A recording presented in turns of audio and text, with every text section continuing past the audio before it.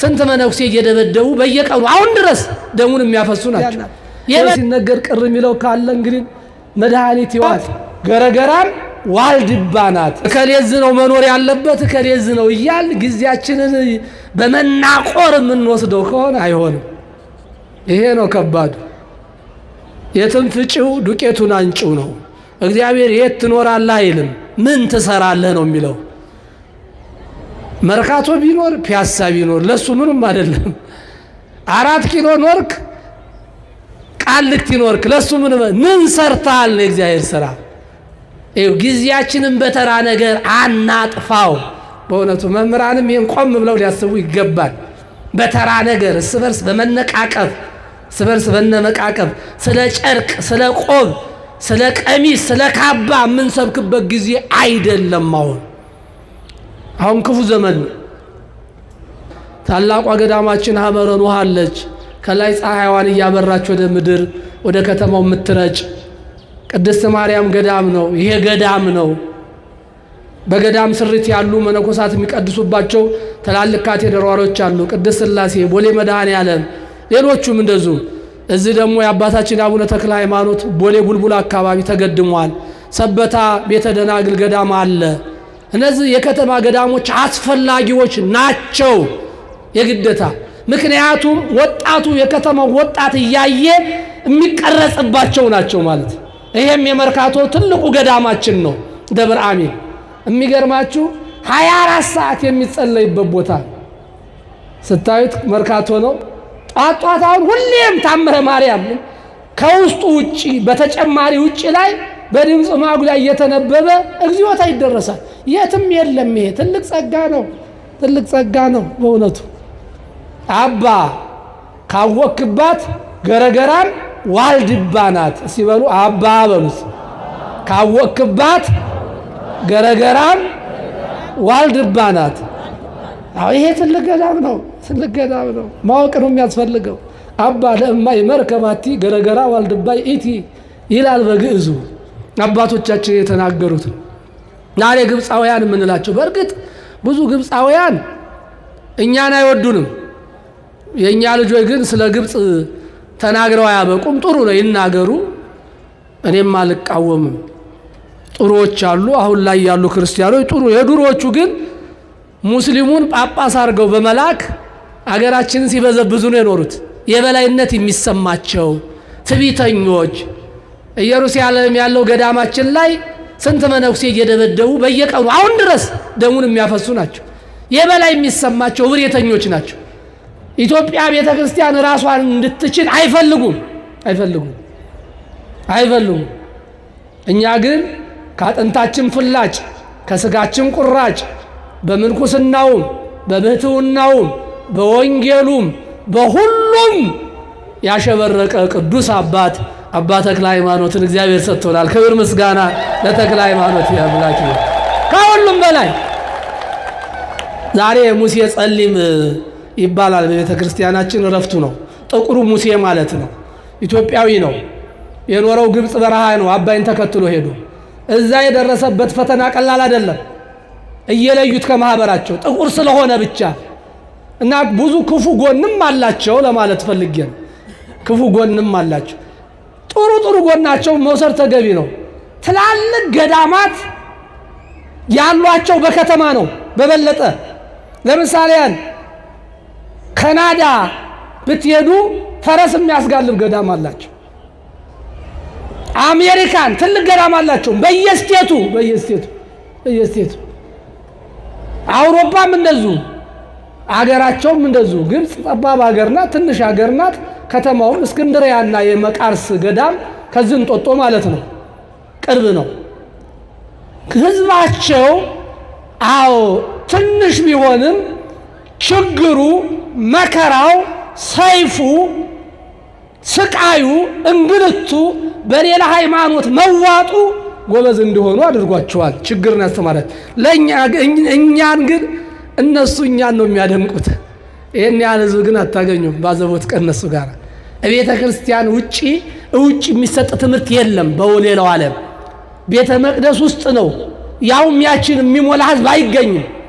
ውጭ አየሩም ከባድ ነው። በሙቀቱ ጊዜም ልብ ያፈነዳል፣ በዝናቡም ጊዜ በረዶ ጭንቅላትን አስክሮ ብርዱ ይገላል። ታውቁታላችሁ። እኛ እኮ እግዚአብሔር የባረካት ሀገር ይኸው በፀሐይም ብንሆን ፀሐዩ አይጎዳ፣ በክረምት ብንሆን ክረምቱ ሰላማዊ፣ በበጋም እንደዚሁ ህዝቡ ውጭ ላይ ሆኖ አየሯ ያማረ የተባረከች ሀገር። ይቺ ሀገር የተባረከች ናት። ምክንያቱም ጠፍጥፋ የሰራቻት አገሪቷን የኢትዮጵያ ቤተክርስቲያን ናት። ኦርቶዶክስ ተዋሕዶ ቤተክርስቲያን ናት። ይሄ ሲነገር ቅር የሚለው ካለ እንግዲህ መድኃኒት ይዋጥ። ምንም ማድረግ አንችልም። ማንኛውም ነጭ የማይወዱን ነጮች እንኳን ሳይቀር ታሪክ የሚያገኙት እዚች ቤተክርስቲያን የደን ሚኒስትር ሆና ብዙ ብትሄዱ፣ አዎ ዋልድባን ብታዩ፣ ማኅበረ ሥላሴን ብታዩ ዕጣኑ የሚመረተው ከዛ ነው። አልሰራንበትም እና በኢኮኖሚም እያደግን መበርታት ይኖርብናል። እንግዲህ መምህር ላስተማሩት ትምህርት የኔ መልስ ይሄን ችግር የሚያስተካክለው ጸሎት ነው። ምእመናን ብዙ ችግሮች አሉ። ብዙ ችግራችንም የሚያወራ ብዙ ነው። ለምሳሌ ያህል የታመመው አንዱ አካላችን ብቻ አይደለም፣ ሁለመናችን ታሟል። ችግር አለ፣ በሁሉም ዘርፍ ችግር ብዙ አለ። ያንን የታመመ አካላችንን ቆርጠን አንጥለው ማከም ነው። የጻድቁ ስራ በጣም ይገርማል። ቅድም በደንብ አልሰማናቸውም እንጂ እዚህ የነበሩት እናት እሳቸውም ቸኩላ ይመስለኛል ሄዱ።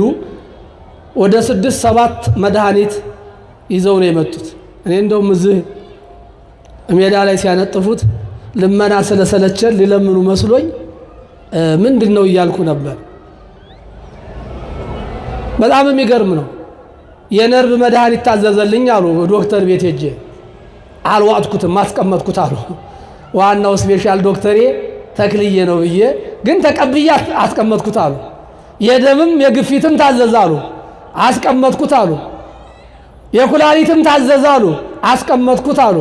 የስኳርም ታዘዛሉ፣ አስቀመጥኩ። ወደ 6-7 መድኃኒት አምጥተው ዶክተሮቹ ካልዋሽ ትሞቻለሽ ካሉኝ ብዙ ዘመን አልፏል። አሁን ግን እስካሁን ድረስ በጻድቁ ሕክምና አለው ነው ያሉት። እንደው እግዚአብሔርን አታመሰግኑትም? በእውነት የእሳቸውን እርሜ ለሁላችን ይስጠን። በእውነቱ ከድሮ ጀምሮ ነው መድኃኒቱ የታዘዘላቸው። እኔ መድኃኒት የዚህ ነው አሉ። መድኃኒትን ጥሎ ግን መድኃኒት መውሰድ ያስፈልጋል። እኛ ጅሎች ነን። አሁን እንደዚህ ሴትዮ በስሜት መድኃኒታችሁ እንዳታቋርጡ። አንተ መድኃኒት አትወስድማ፣ መድኃኒቱን ብጥለው። ለምሳሌ ያህል ዛሬ መድኃኒቱን የጣለ ሰው ገብቶ ቢቆርብ የሚበልጠውን መድኃኒት ያዘ። እኛ ጨብጭበን መሄድ ነው። መዝሙር አጨብጭበን፣ ማህሌቱን አጨብጭበን፣ ቅዳሴውንም አቋርጠን ነው ምን ሄደው። ማሰሪያው መድኃኒቱ እሱ ነው። እውነቴን ነው የምላችሁ፣ ጌታ ምስክሬ ነው፣ አልዋሻችሁም። በእውነቱ መጨረሻው መድኃኒት ማረጋገጫ ስጋው ደሙ ነው። በዚህ በውጭ ያሉ ምእመናን ይበልጡናል፣ አስቀድሰው ይቆርባሉ። አሁን እናንተ ወንጌል ተማራችሁ ላጥ ነው በቃ። ቄጠማሽን ትገዣለሽ፣ ቡናሽን ታፈያለሽ። አሁንም አልወጡ እንደ ቅዳሴ ቡና እያፈላሽ ቅዳሴው ረዘመብሽ።